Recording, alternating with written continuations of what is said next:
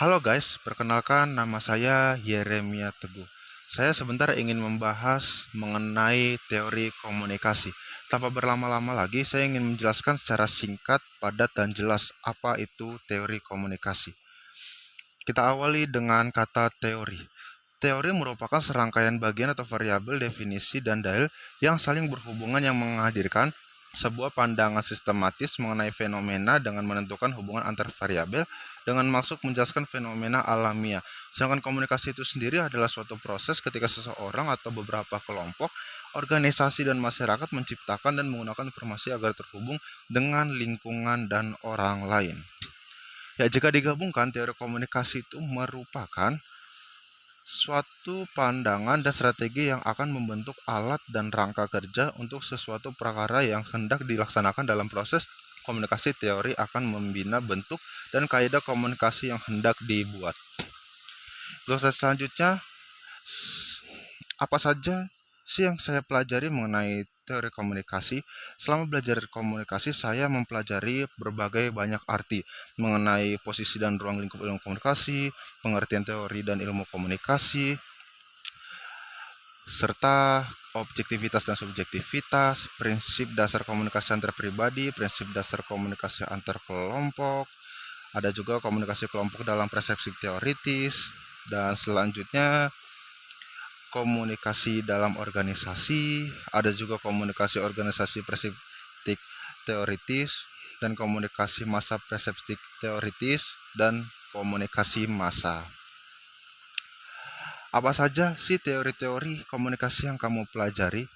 Ya, jenis teori-teori komunikasi yang saya pelajari selama ini banyak sekali.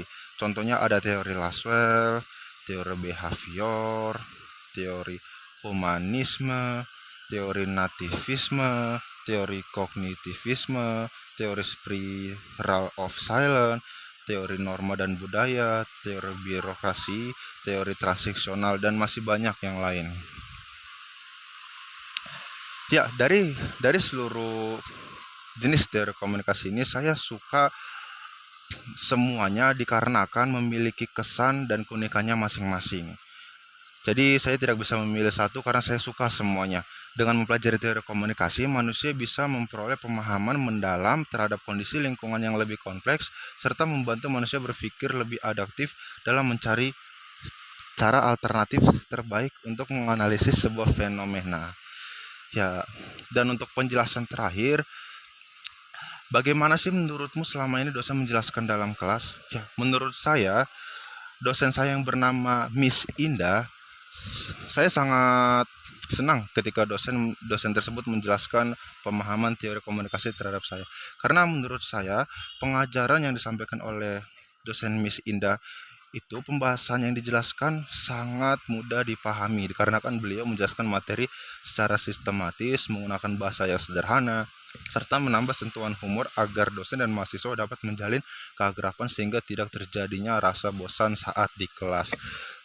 Ya, seperti itu. Karena memang ya kalau misalkan kita di dalam kelas, kalau misalkan dosennya nggak enak, pasti muridnya juga akan merasakan bosan. Jadi bedalah sama Miss saya yang satu ini, Miss Indah, seperti itu. Ya, ya sudah, sampai di sini saja saya presentasinya. Mohon maaf jika ada kata-kata yang salah atau yang menyinggung sengaja maupun tidak. Semoga di presentasi saya yang ini saya mendapatkan nilai yang cukup, lebih dari cukup. Ya, terima kasih.